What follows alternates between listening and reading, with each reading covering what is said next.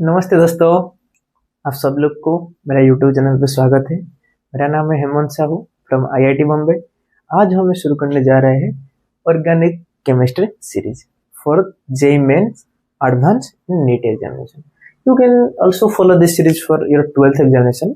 थोड़ा लेवल थोड़ा हाई रहेगा because of advance and JEE. देखिए बच्चों, ऑर्गेनिक केमिस्ट्री एक ऐसा चीज है, एक अलग दुनिया है। इसमें ऑर्गेनिक केमिस्ट्री में जो क्वेश्चन पूछा जा रहा है अभी तक, एडवांस हो, नीट हो या जेईई मेंस हो, एक क्वेश्चन में एक टॉपिक का सवाल नहीं आता। एक क्वेश्चन में 3-4 टॉपिक इंटर रिलेटेड रहता है। जैसे कि एक क्वेश्चन में आईयूपीएसी का भी आईयूपीएसी नोमेनक्लेचर का भी इन्वॉल्वमेंट रहेगा, स्टेरियो केमिस्ट्री का भी इन्वॉल्वमेंट रहेगा, रिएजेंट का भी रहेगा, अल्कोहल फिनोल ईथर का भी रहेगा। तो इसलिए हम ऑर्गेनिक केमिस्ट्री बेसिक से स्टार्ट करेंगे। Basic in the sense what is organic chemistry, organic compound किसको बोलते हैं, ऑर्गेनिक केमिस्ट्री हिस्ट्री क्या था। उसके बाद हम पढ़ते जाएंगे आईयूपीएसी नोमेनक्लेचर, जीओसी, ऐसे हम आगे बढ़ते हुए जाएंगे। Means this series is for the student जिसको ऑर्गेनिक के बारे में कुछ भी नहीं आता। हम शुरू से स्टार्ट करेंगे। देखिए, ऑर्गेनिक केमिस्ट्री। ऑर्गेनिक केमिस्ट्री नाम सुनने के बाद हमारे दिमाग में क्या आता है, व्हाट इज ऑर्गेनिक केमिस्ट्री। बच्चों, basically organic chemistry is the study of organic compound.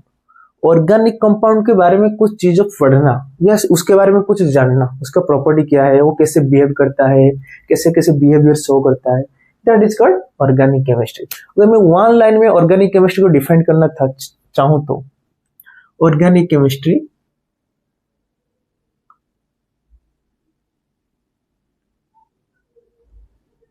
Is study of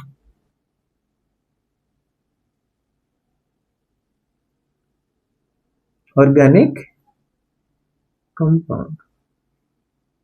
means इधर क्या बोलना चाह रहा है, ये बोलना चाह रहे हैं कि ऑर्गेनिक केमिस्ट्री में study of organic compound, organic compound के बारे में स्टडी करना को ही हम लोग ऑर्गेनिक केमिस्ट्री इधर बोलते हैं। देखिए, हम ऑर्गेनिक केमिस्ट्री समझने से पहले हमको क्या पहले जानना पड़ेगा, व्हाट इज ऑर्गेनिक कंपाउंड। हम इसको अच्छा से समझेंगे, व्हाट इज ऑर्गेनिक कंपाउंड। देखिए, आप लोगों से कोई किसी को पता है what is organic compound, please comment. मैं तो अभी बता दूंगा, फिर आप कमेंट कीजिए प्लीज। इस चीजें स्टार्ट होने से पहले कमेंट कर दीजिए। मैं देखूंगा कि कितने बच्चों का सही आ रहा है व्हाट इज ऑर्गेनिक कंपाउंड। देखिए, पहले हम जानेंगे what is organic compound.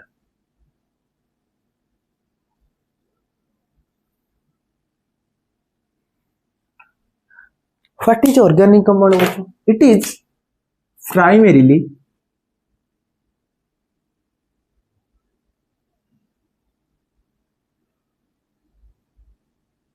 defined as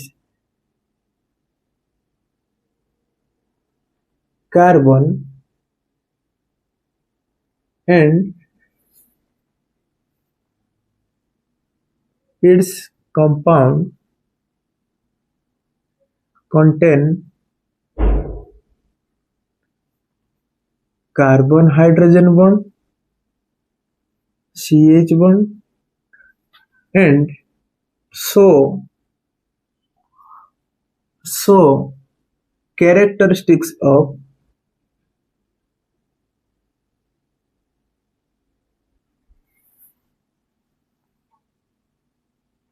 carbon covalent chemistry. बच्चों, इधर दो इंपॉर्टेंट बात बताते हैं। हम किस कंपाउंड को ऑर्गेनिक कंपाउंड बोलेंगे। बेसिकली जिस कंपाउंड में कार्बन होगा, it is primarily defined as carbon and its compound contain CH bond. उसमें कार्बन हाइड्रोजन बॉन्ड होना चाहिए and so the characteristics of carbon covalent chemistry. Carbon covalent chemistry means बच्चों क्या, covalent. उस compound का nature क्या होना चाहिए, कोवेलेंट कंपाउंड होना चाहिए। अगर वो आयनिक कंपाउंड होगा तो हम उसको ऑर्गेनिक कंपाउंड नहीं बोल सकते। कंडीशन यही है कि कार्बन हाइड्रोजन बॉन्ड प्रेजेंट होना चाहिए एंड सेकंड कंडीशन क्या है, वो कंपाउंड कोवेलेंट कंपाउंड होना चाहिए। आप ऑर्गेनिक केमिस्ट्री शुरू कर रहे हो पढ़ने जेईई मेन एडवांस के लिए, मैं आपको यही मान के चल रहा हूं कि आप लोग को कोवेलेंट बॉन्ड पता होगा। कोवेलेंट के बारे में, कोवेलेंट कंपाउंड मींस जिसमें ऑल बॉन्ड आर कोवेलेंट। जिस कंपाउंड में सारे बॉन्ड कोवेलेंट होते हैं उसको कोवेलेंट कंपाउंड बोलते हैं। समझ में आ गया? बस मैं मान के चल रहा हूँ आपको ये चीज पता हो, कोवेलेंट बॉन्ड क्या है, कोवेलेंट कंपाउंड क्या है। हम इसको ऑर्गेनिक कंपाउंड बोलेंगे। तो अब हम इधर 2 पॉइंट लिख सकते हैं, condition for organic compound, condition for organic compound. तो पहला कंडीशन क्या है? It should contain carbon atom and CH bond. इसमें कार्बन आटम होना कंपलसरी है। अगर कोई कंपाउंड में कार्बन आटम नहीं है तो हम उसको ऑर्गेनिक कंपाउंड नहीं बोल सकते। सेकेंड कंडीशन क्या आया? It should be covalent in nature. Means compound किस नेचर का होना चाहिए? कोवेलेंट का। इसका मीनिंग बच्चों क्या है? All bond are covalent, should covalent means इस कंपाउंड का सारे बॉन्ड कोवेलेंट बॉन्ड होना चाहिए। अगर किसी भी कंपाउंड में आपको 2 कंडीशन दिख रहा है, कार्बन आटम है and carbon hydrogen condition is not necessary everywhere. आप लोग को कुछ ऐसे कंपाउंड मिलेगा जिसमें कार्बन हाइड्रोजन बॉन्ड प्रेजेंट नहीं होगा, पर सिर्फ कार्बन होगा and it should be covalent in nature, में सारे बॉन्ड कोवेलेंट होगा। तो इसलिए मैंने इसको पहला प्रेफरेंस में हमारा रख दिया। मींस इस दोनों को एक पॉइंट मैंने कर दिया। कार्बन हाइड्रोजन भी हो सकता है, नहीं हो सकता है, पर इस दिस 2 कंडीशन कार्बन होना चाहिए and it should be covalent in nature होना चाहिए। Means all bonds are should be covalent. अगर हमको 2 केस मिल गया तो हम उस कंपाउंड को कोवेलेंट ऑर्गेनिक कंपाउंड बोल सकते हैं। समझ में आ गया? इसको नोट कर लीजिए। इसको थोड़ा हम आगे बढ़ाते हुए जाएंगे। एक और कुछ लिखना है इसमें, इसको आप आगे बढ़ाते हुए जाएंगे। लिखिए, but compound like metallic cyanide,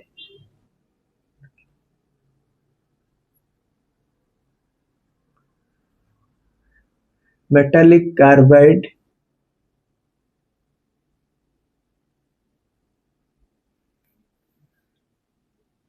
bicarbonate, carbonate, carbon dioxide and carbon monoxide not referred as organic compound even it has carbon atom. देखिए बच्चों, इसको उसके नीचे लिखना है। क्या बोलना चाह रहे? But compound like metallic cyanide, metallic carbide, bicarbonate and carbonate, CO2 means carbon dioxide and carbon monoxide like compound not referred as organic compound even it is carbon atom. हम इसको ऑर्गेनिक कंपाउंड नहीं बोल सकते। क्यों नहीं बोल सकते? एक के बाद एक हम डिस्कस करते हुए जाएंगे। अभी पहले हम डिस्कस करेंगे अभी किसके बारे में? Metallic cyanide. देखिए पहला नंबर पे कौन आया बेटा? Metallic cyanide. देखिए बच्चों, मेटालिक सियानाइड में हम एग्जांपल लेंगे पोटेशियम सियानाइड का एंड सोडियम सियानाइड का। देखिए NaCN, इसका नाम क्या है बच्चों? Sodium cyanide. सोडियम सियानाइड किस टाइप के कंपाउंड है बच्चों? एक आयनिक कंपाउंड है। ये कैसे एग्जिस्ट करता है? Na+CN-। तुमको मैंने 2 कंडीशन बताया था। पहला कंडीशन क्या है? कार्बन होना चाहिए। Yes sir, it's contain carbon in cyanide C है। सेकंड कंडीशन क्या है बच्चों? कंपाउंड क्या होना चाहिए? कोवेलेंट इन नेचर होना चाहिए। अगर दो कंडीशन मिल जाए तो हम इसको ऑर्गेनिक कंपाउंड बोलते हैं। देखिए बच्चों, इधर कार्बन है, ठीक है, पर this is an ionic compound, it's not in covalent in nature, it's not covalent in nature, that's why it could not be organic compound. It's a ionic compound. That's why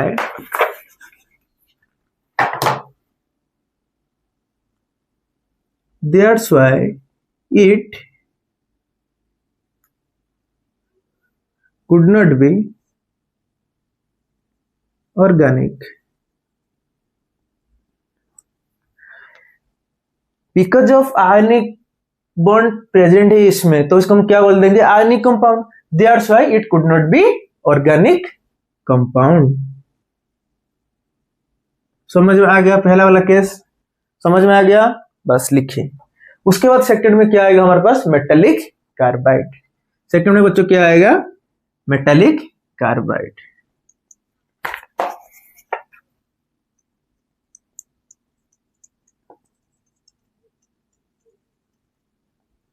देखिए बच्चों, metallic carbide का formula क्या है बच्चों, हम example लेंगे क्या, CaC2। इसका नाम बच्चों क्या है, कैल्शियम कार्बाइड। इसमें भी सेम चीज है, Ca2 plus C2 minus, it's an ionic compound. इसके लिए जो रीजन था, इसके लिए सेम रीजन है, calcium carbide is an ionic compound, that's why it could not called a organic compound. और इसको हम ऑर्गेनिक कंपाउंड बोल ही नहीं सकते। हमारा कंडीशन क्या था, कार्बन होना चाहिए। यस सर, कैल्शियम में इसको आपने कार्बन मत समझ लेना, ए है कार्बन। यस सर, कार्बन है। हमारा पहला कंडीशन को सैटिस्फाई कर रहा है। क्या इसमें एक कोवैलेंट इन नेचर है कि कंपाउंड कोवैलेंट कंपाउंड है? नहीं बच्चों, एक आयनिक कंपाउंड है, it's an ionic compound, that's why we could not say calcium carbide as an organic compound. दो चीजें समझ में आ गया, मेटालिक सियानाइड, मेटालिक कार्बाइड। अब हम बाइकार्बोनेट एंड कार्बोनेट को समझेंगे। लिख लीजिए इसको।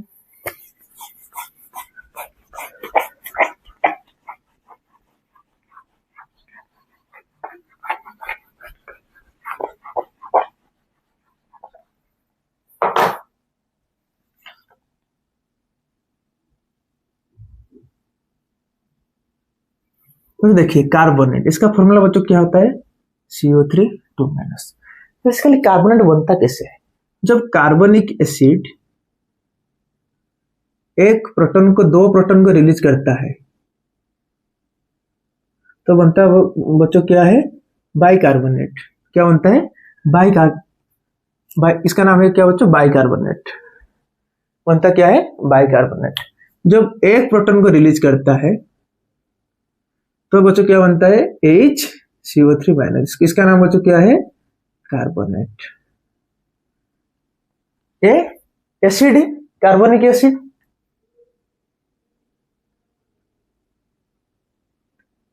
ये दोनों है इसका कॉन्जुगेट बेस। एक्चुअली क्या इन दोनों इसी फॉर्म में एग्जिस्ट करते हैं? नो बच्चों। जब CO3 2 माइनस बाइकार्बोनेट जब रिएक्शन करता है मेटल के साथ 2Na प्लस के साथ, क्या बनाता है, sodium bicarbonate, that is Na2CO3, that is sodium bicarbonate.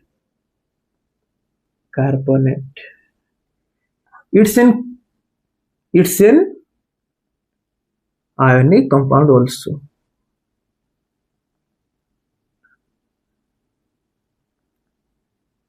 Therefore not organic. समझ में बहुत आगे, इसको सॉल्ट बोलते हैं, सोडियम सॉल्ट। एक आयनिक कंपाउंड एक्चुअली बाइकार्बोनेट किस फॉर्म में एग्जिस्ट करता है, सोडियम मेटल, कोई मेटल के साथ सोडियम या पोटेशियम के साथ बाइंड कर करके एक सॉल्ट बनाते हैं। एक ionic compound, that's why it's not an organic. वैसे भी कार्बोनेट के केस में देखिए, कार्बोनेट का फॉर्मूला बच्चों क्या था, HCO3 minus. HCO3 minus Semli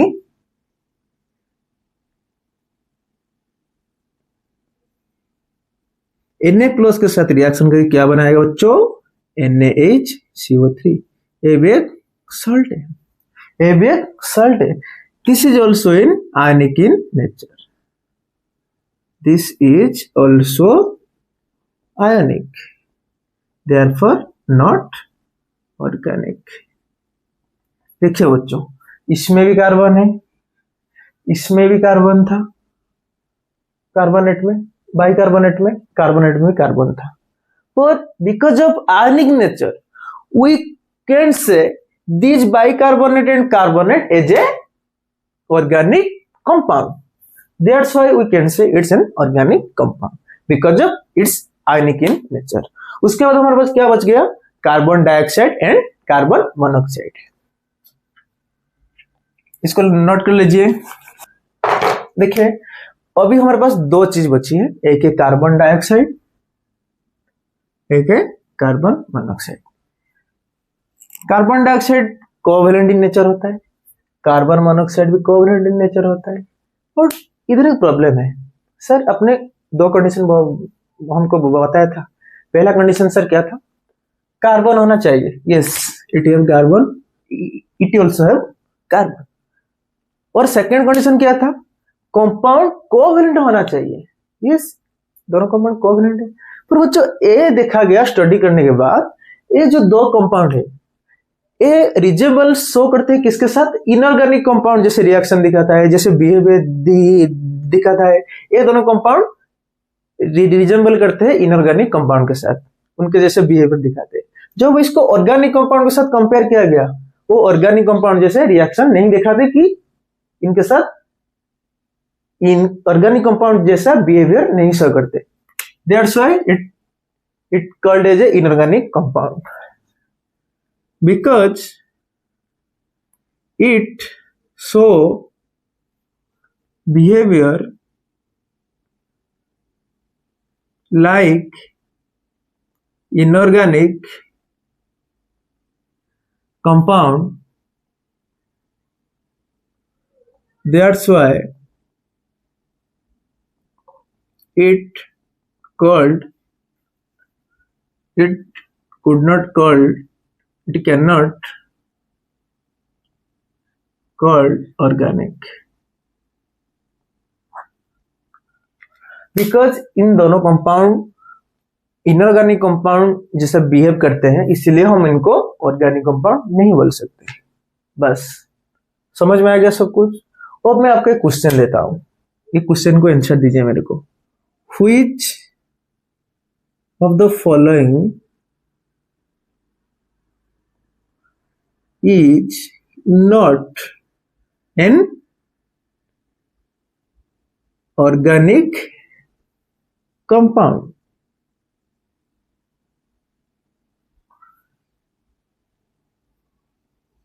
More than one option may be correct. Is or are. More than one option may be correct. Is not an organic compound. Option A. Potassium bicarbonate. Option B. C2H6 A condense form, इसको हम expand करके ऐसे लिखते हैं CH3 single bond CH3। इसका नाम क्या है बच्चों, इथेन। C क्या था बच्चों, हमारे पास था CO2। D बच्चों क्या था, कैल्शियम कार्बाइड। इन तीनों में से मोर देन वन ऑप्शन में भी करेक्ट। इन चारों में से कौन सा वाला कंपाउंड ऑर्गेनिक कंपाउंड नहीं है? आप लोग प्लीज कमेंट बॉक्स में कमेंट कीजिए एंड आंसर दीजिए, उसके बाद मैं डिस्कस करता हूं।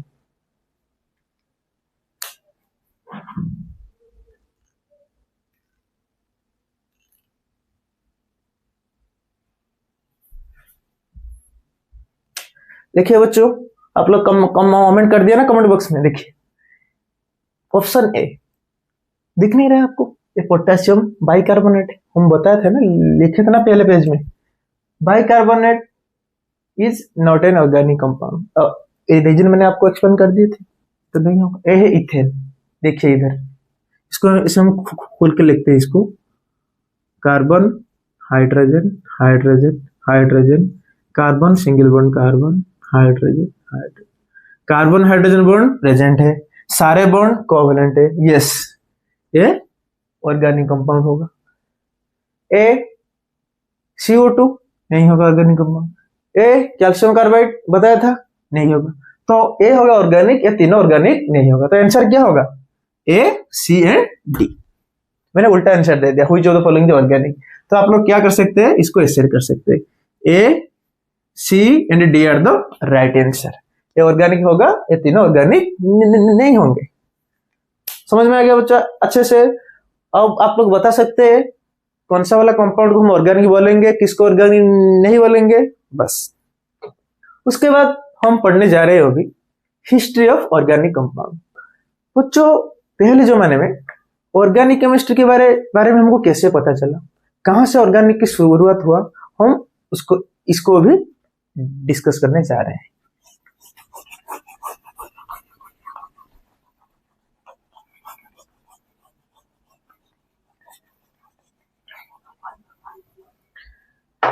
देखिए बच्चों, इन 18th सेंचुरी जब उस टाइम मेडिकल साइंस का इतना डेवलपमेंट नहीं हुआ था, इन 18th सेंचुरी जब मेडिकल साइंस का इतना डेवलपमेंट नहीं हुआ था, तो भी क्या था, अगर किसी को बुखार हो गया, अगर किसी को कोल्ड हो गया, किसी का कुछ भी तबीयत खराब हो गया, उन लोग ने उस टाइम कौन सा वाला मेडिसिन लेते थे? आयुर्वेदिक मेडिसिन। कौन सा वाला मेडिसिन बच्चे लोग लेते थे? उन लोग आयुर्वेदिक मेडिसिन।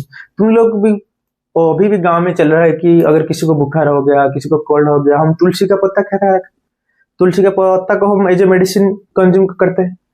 ऐसे ही पहले जमाने में जब आयुर्वेदिक के जमाना चल रहा था, जिस टाइम में मेडिसिनल साइंस का इतना ज्यादा डेवलपमेंट नहीं हुआ था, तभी अगर किसी को कुछ भी हो गया, उन लोग क्या करते थे? आयुर्वेदिक मेडिसिन लेते थे। पर आयुर्वेदिक मेडिसिन कैसे बनता है? पेड़ पौधा से बनता है, जैसे कि तुलसी का पत्ता हो गया, अगर कोई भी पेड़ का छिलका हो गया, वहां से वो बनता था।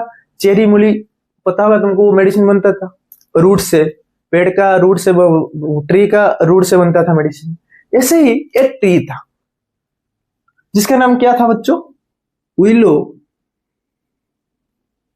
बार्क। जिसका नाम बच्चों क्या था? Willow bark. इसको क्या बोला जाता है पता है? Natural aspirin source. Natural aspirin source.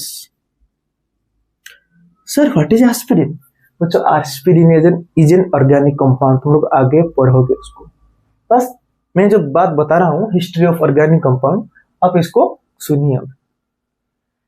Willow bark tree था, उसको क्या बोला जाता था? Natural aspirin source. जब हमारा केमिस्ट्री थोड़ा डेवलप हो रहा था, तो भी क्या पता चला, विलो बार्क को जो आयुर्वेदिक में मेडिसिन यूज किया जाता था एज ए पेन किलर, उसमें क्या था बच्चों? एस्पिरिन। इसको किस लिए यूज किया जाता था? As a painkiller. अभी भी यूज होता है मेडिसिन में, ये वाला विलो बार्क ट्री था, उसका छिलका। नेचुरल एस्पिरिन सोर्स मीन्स हमको नेचुरली इस पेड़ से एस्पिरिन मिल सकता है। तभी एक साइंटिस्ट ने आए, तभी कुछ स्टडी चला।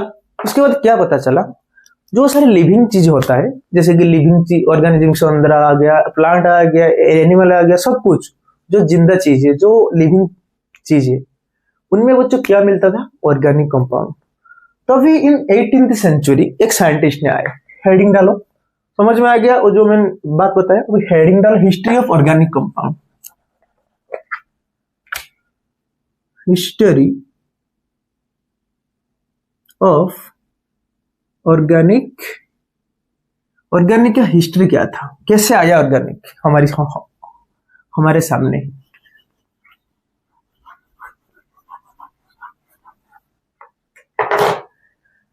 इन 18th century it was believed that all organic compound is derived from living organism.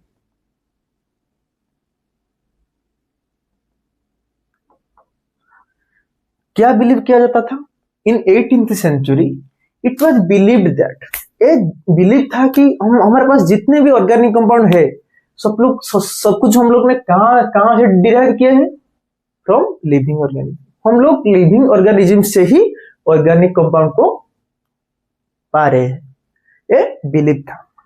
तो भी एक साइंटिस्ट आए तब, उनका नाम क्या था बच्चों? John Jacob Berzelius. उनका नाम बच्चों क्या था? John Jacob Berzelius. In 18th century जब ये चीज बिलीव किया जा रहा था कि it was believed that all organic compound is derived from living organism, तो एक साइंटिस्ट है, उनको भी ये सारी चीजें पता था, जॉन जेकब बर्जेलियस। उन्होंने एक थियोरी प्रपोज की, उन्होंने एक थियोरी प्रपोज की। कौन था वो थियोरी? क्या था?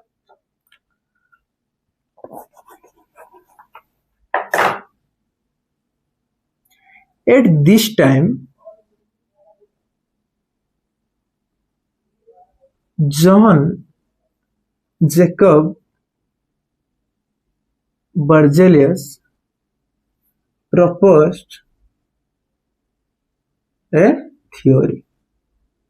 थ्योरी में क्या था? वो बोले थे थ्योरी में, at this time John Jacob Berzelius proposed A theory. उस थ्योरी में क्या था? इस थ्योरी में जॉन जेकब बर्जेलियस यही एक्सप्लेन किए थे, all organic compound is formed in living organism, underline, under the influence of a mysterious force.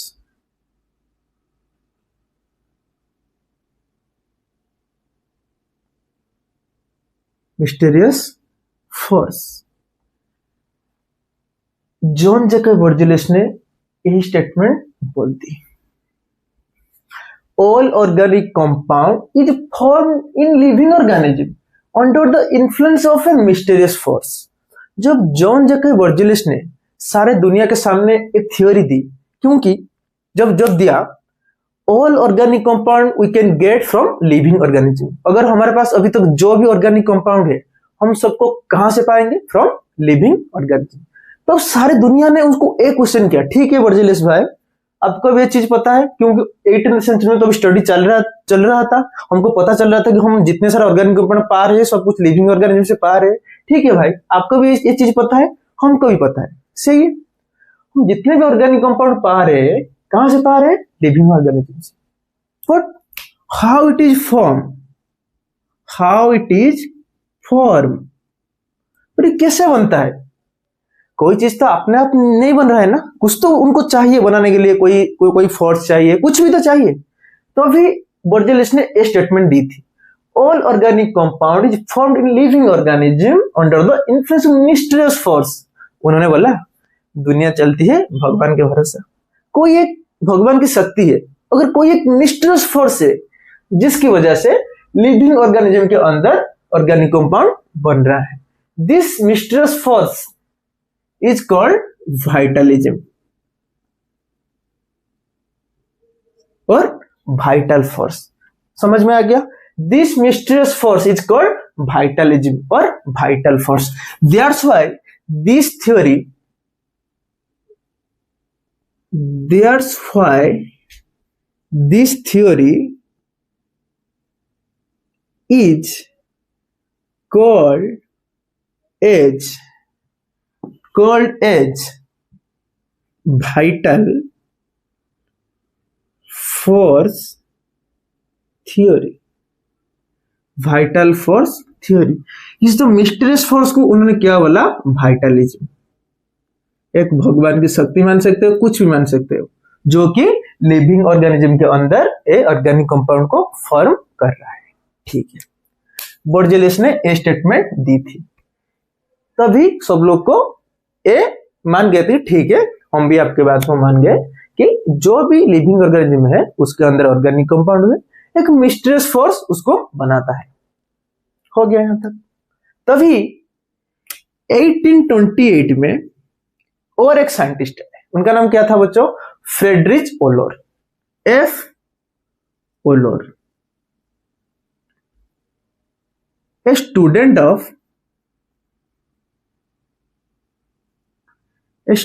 Of Berzelius.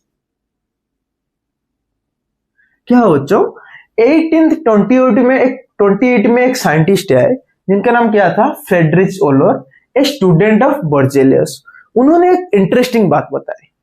वो लैब में एक एक्सपेरिमेंट कर रहे थे, उनको बनाना था एक कंपाउंड जिसका नाम क्या था बच्चों? एमोनियम सियानेट। एमोनियम सियानेट, इसका फॉर्मूला क्या होता है? NH4 plus OCN minus. Basically एक आयनिक कंपाउंड होता है, एक इनऑर्गेनिक इन नेचर होता है। ये उनको बनाना था। तो भी एक इंटरेस्टिंग बात सामने आए। देखो कौन सा इंटरेस्टिंग बात हमारे सामने आ गया। इसके बाद मैं इसको मिटा के लिखता हूं ऊपर। एक इंटरेस्टिंग बात हमारे सामने आ गई। क्या आ गया? जब उनको एमोनियम सियानेट बनाना था तो उन्होंने लैब में दो कंपाउंड को लिया। पहला कंपाउंड क्या था? पहला कंपाउंड था एमोनियम क्लोराइड, NH4Cl। ये भी एक आयनिक कंपाउंड था, इसका नाम बच्चों क्या था? Ammonium chloride. और उसके साथ और एक कंपाउंड मिला है। दो चीज मिलके तो रिएक्शन होता है ना, एक चीज से रिएक्शन नहीं होता, दो चीज मिलके कुछ रिएक्ट करके नया प्रोडक्ट बनाते हैं। और एक चीज इसमें मिला है, उसका नाम क्या था बच्चों? Silver cyanide, AgOCl। ये भी एक आयनिक कंपाउंड, दोनों इनऑर्गेनिक कंपाउंड थे। सिल्वर सियानेट,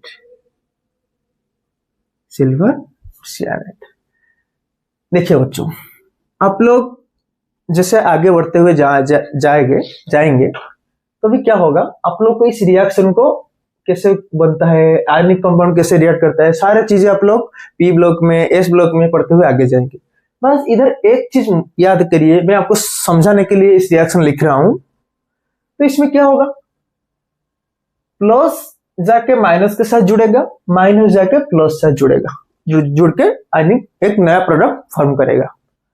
तो Ag जाएगा Cl के साथ मिशेगा। याद रखिएगा, जब कोई रिएक्शन हो रहा होगा, अगर Ag प्लस को Cl माइनस हो, Br माइनस हो, I माइनस दिख जाएगा ना, वो भाग के जाके उसके साथ बॉन्डिंग बनाएगा, एक प्रेसिपिटेट फॉर्म करेगा, सॉलिड, वो बैठ जाएगा नीचे। ये दोनों किस फॉर्म में था बच्चों?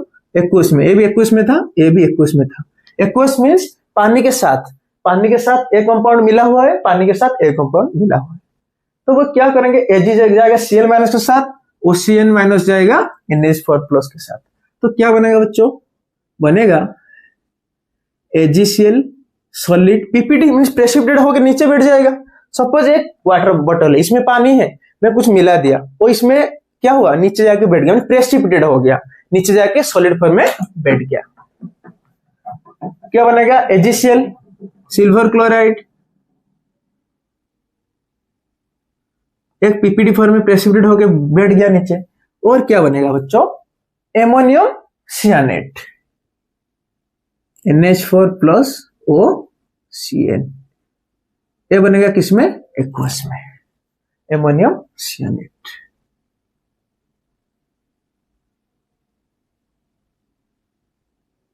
देखिए बच्चों, अगर किसी को समझ नहीं आ रहा है, ये चीजें आप लोग मेन ग्रुप में पढ़ोगे, कैसे रिएक्शन होता है, क्या होता है। बस आप लोग को समझाने के लिए मैं इसको लिख रहा हूं रिएक्शन को। तो ये दोनों बन गया।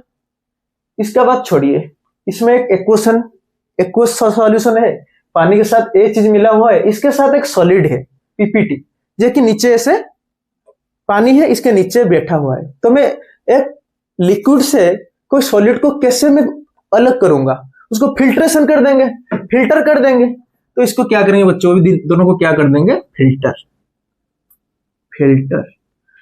करेंगे तो क्या होगा? फिल्ट्रेशन करेंगे तो जो सॉलिड वाला पार्ट फिल्टर में ऊपर रह जाएगा, और जो एक्वस वाला पार्ट जो पानी के साथ मिला हुआ है वो नीचे नीचे आ जाएगा। हाँ, हम इन दोनों को क्या कर देंगे, अलग अलग कर देंगे। तो हम हमारे पास फिल्टर होने के बाद क्या मिल गया हमको, pure NH4 plus OCN minus, that is ammonium cyanide. Friedrich Wohler को क्या बनाना था, NH4OCN सॉलिड बनाना था। सॉलिड क्या बनाना था, सॉलिड। उनको क्या मिला अभी, एक्वस। अगर मैं एक्वस से सॉलिड तक जाऊंगा, एक्वस से सॉलिड तक जाऊंगा, एक्वस सॉल्यूशन मींस इसके साथ पानी के साथ ए वाला कंपाउंड मिलकर है। अगर मैं इसको हीट कर दूं, अगर मैं इसको हीट कर दूं, पानी ऊपर उड़ जाएगा, एमोनियम सियानेट नीचे बैठ जाएगा, तो हमको इसका सॉलिड फॉर्म मिल जाएगा नहीं। फ्रेडरिच ओलर भी यही चीज सोच रहे थे, तुम लोग भी सोच रहे हो, मैं भी सोच रहा था, जब मेरे को भी पता होता नहीं था, मैं भी जो पहली बार इसको पढ़ रहा था आपके जैसे, तो फ्रेडरिच ओलर भी यही बात सोच रहे थे। मैं इसको हीट कर दूंगा, देखो कितने आसानी से दिमाग में आ गया बात, मैं इसको हीट कर दूंगा, एक्वा सॉल्यूशन है, पानी ऊपर उड़ जाएगा, मेरे को मेरा सॉलिड फॉर्म मिल जाएगा। उनका दिमाग में क्या था, ये चीज बनेगा, NH4CnO plus minus solid form, पर एक्सीडेंटली ये चीज नहीं बना। सर क्या बन गया, here is the U turn off organic chemistry. यहां से ऑर्गेनिक केमिस्ट्री का एक नया चीज शुरू हो गया। जब हम इसको कंपाउंड को हीट किए ना बच्चों, जब हम इसको हीट किया, इसका नाम भी एमोनियम सियानेट है, जब हम इसको हीट किया तो क्या बना हमारे पास, यूरिया। क्या बना बच्चों, यूरिया, जो कि हमारा जो यूरिन में मेन कॉन्स्टिट्यूट होता है, यूरिया NH2, इसका नाम बच्चों क्या है, यूरिया। इंटरेस्टिंग बात की एक ऑर्गेनिक कंपाउंड है। एक कौन सा कंपाउंड है बच्चों, ऑर्गेनिक कंपाउंड है। देखिए हम लोग इंटरेस्टिंगली क्या बना दिया, दो इनऑर्गेनिक कंपाउंड लिए थे, वहां से क्या बना दिया बच्चों, एक ऑर्गेनिक कंपाउंड बना दिया। How is it possible, 18th century से पहले ये बिलीव किया जा रहा था कि जो भी सारे ऑर्गेनिक कंपाउंड है हम कहां से पाएंगे, हम लोग उसको लिविंग ऑर्गेनिज्म से। पर फ्रेडरिच ओलर ने, स्टूडेंट ऑफ वर्जेलियस, अपने गुरुजी को थ्योरी को रॉन्ग प्रूव कर दिया। उन्होंने लैब में बनाते बनाते एक्सीडेंटली क्या पा गया, उनको क्या मिल गया, उनको यूरिया, जो कि ऑर्गेनिक कंपाउंड है। फिर लैब के अंदर ही बना दिया, लैब के अंदर बना दिया। कहां से, फ्रॉम इनऑर्गेनिक कंपाउंड। ये दोनों क्या था बच्चों, इनऑर्गेनिक कंपाउंड, इनऑर्गेनिक कंपाउंड। ये भी क्या था, इनऑर्गेनिक कंपाउंड।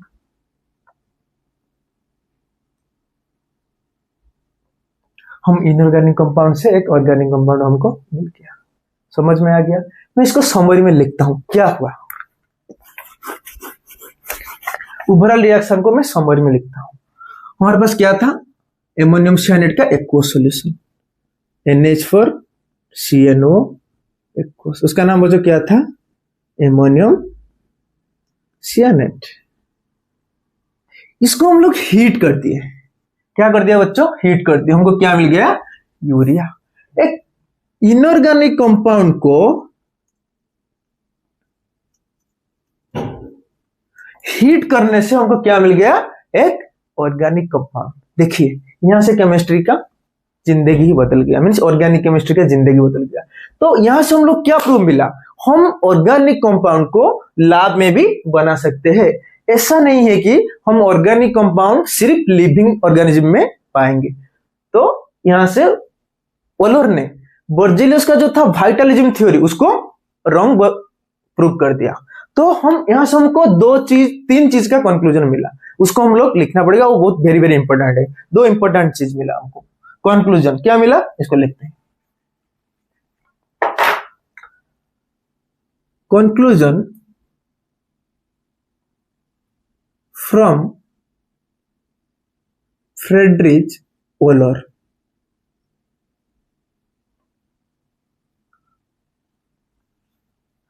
फ्रेडरिच ओलर से हम लोग क्या कंक्लूजन हमको मिला, पहला कंक्लूजन बच्चों यही मिला, organic compound can be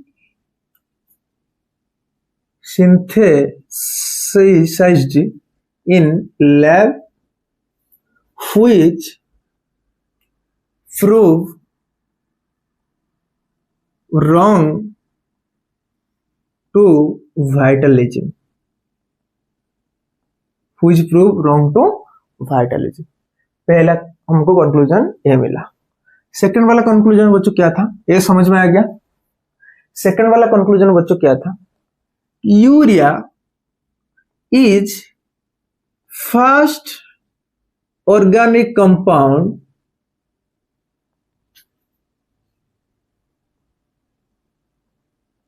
which synthesized in lab।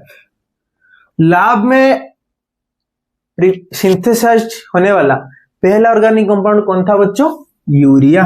This is very important point है। और थर्ड वाला इंपॉर्टेंट पॉइंट समझ में आ गया वाला, it explain, it give phenomena of isomerism। Important point A है sir, what is isomerism. Sir isomerism है क्या, आइसोमेरिज्म है क्या बच्चों। देखिए हम लोग इसमें कौन सा वाला रिएक्शन किए थे, एमोनियम सियानेट लिए थे एक कोर्स, इसको हीट कर दिया था, हम हमारे पास क्या आ गया था, यूरिया। क्या आ गया था बच्चों, यूरिया। देखिए इसमें कितना कार्बन है, एक कार्बन। कितना नाइट्रोजन है, एक दो। आप लोग सब काउंट कीजिए मेरे साथ, कितना ऑक्सीजन है सर, एक ऑक्सीजन। कितना हाइड्रोजन है सर, 4 हाइड्रोजन है। लिख दिया इसको। देखिए इधर देखिए सर, इसमें कितना कार्बन है, एक कार्बन। कितना नाइट्रोजन है, 2 नाइट्रोजन। कितना ऑक्सीजन है, एक ऑक्सीजन। कितना हाइड्रोजन है, 4 हाइड्रोजन। देखिए बच्चों, ए है यूरिया, ए है एमोनियम सियानेट, इसमें एक कार्बन, इसमें एक, इसमें 2 नाइट्रोजन, इसमें 2 नाइट्रोजन, इसमें 1 ऑक्सीजन, इसमें 1 ऑक्सीजन, इसमें 4 हाइड्रोजन, इसमें 4 हाइड्रोजन। कुछ दिख रहे हो, कंपाउंड अलग अलग है, नेचर अलग अलग है, एटम टू एटम कनेक्टिविटी भी अलग अलग है, और उसका मॉलिक्यूलर फॉर्मूला सेम है। इसको ही तो बोलते हैं isomerism. What is isomerism, compound having same molecular formula, same compound having same molecular formula but differ in at least one condition, means compound have same molecular formula for having difference at least one property। कोई एक चीज में वो अलग होना चाहिए, connectivity में अलग हो सकते हैं, प्रॉपर्टी में अलग हो सकते हैं, नेचर ऑफ कंपाउंड में अलग हो सकते हैं, कोई एक डिफरेंस होना चाहिए। तो हम इसको लिख सकते हैं, आइसोमेरिज्म के अंदर लिख सकते हैं इसको क्या, compound having same molecular formula but have at least one difference।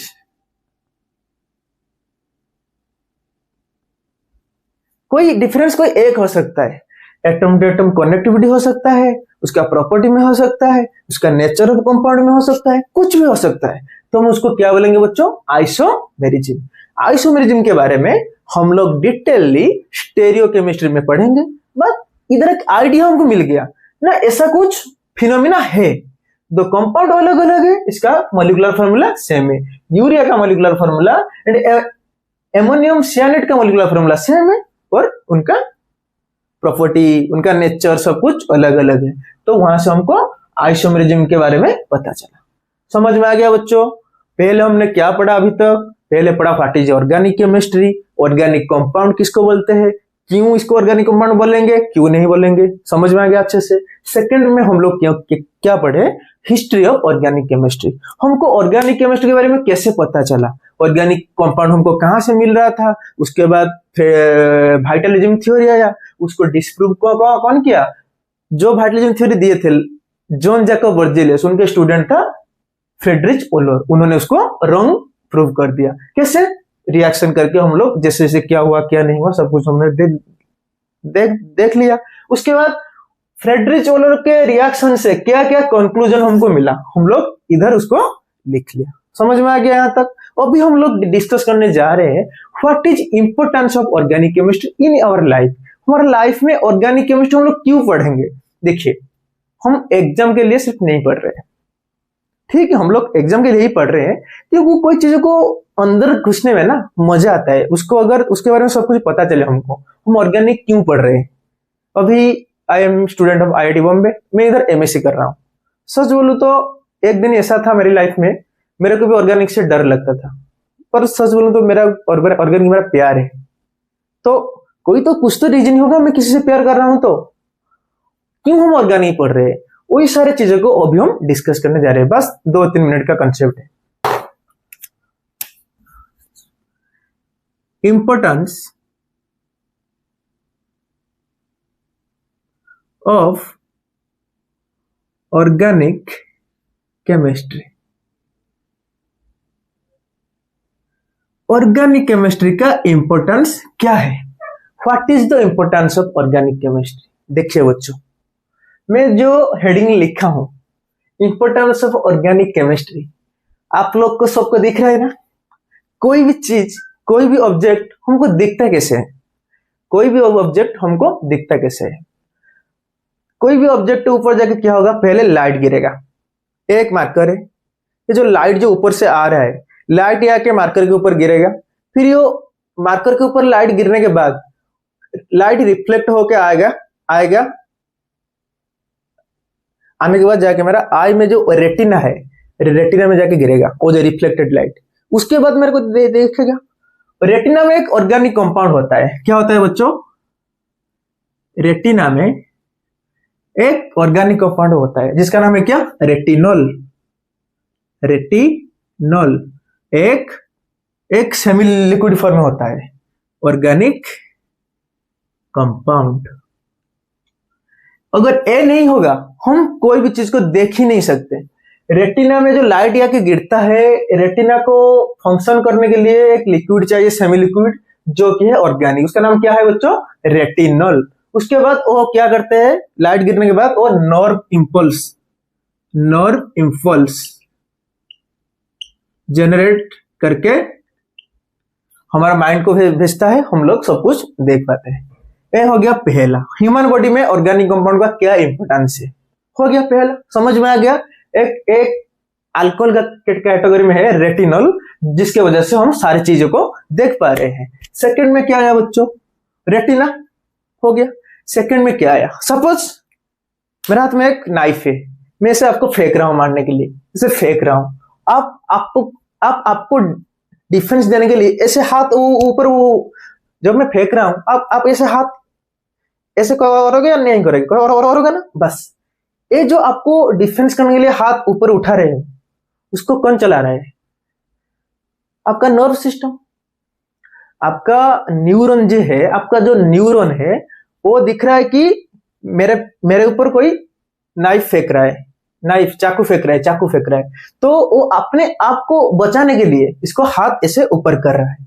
वो जो न्यूरॉन जो सारे जो इंफॉर्मेशन डाटा ट्रांसफर कर रहा है माइंड तक, कोई मेरे को मारने के लिए आ रहा है तो हाथ उठा, नहीं तो चाकू आके मेरे ऊपर गिर जाएगा। वो डाटा कौन ट्रांसफर करता है? Amino acid. न्यूरॉन क्या करता है? जो डाटा ट्रांसफर करता है,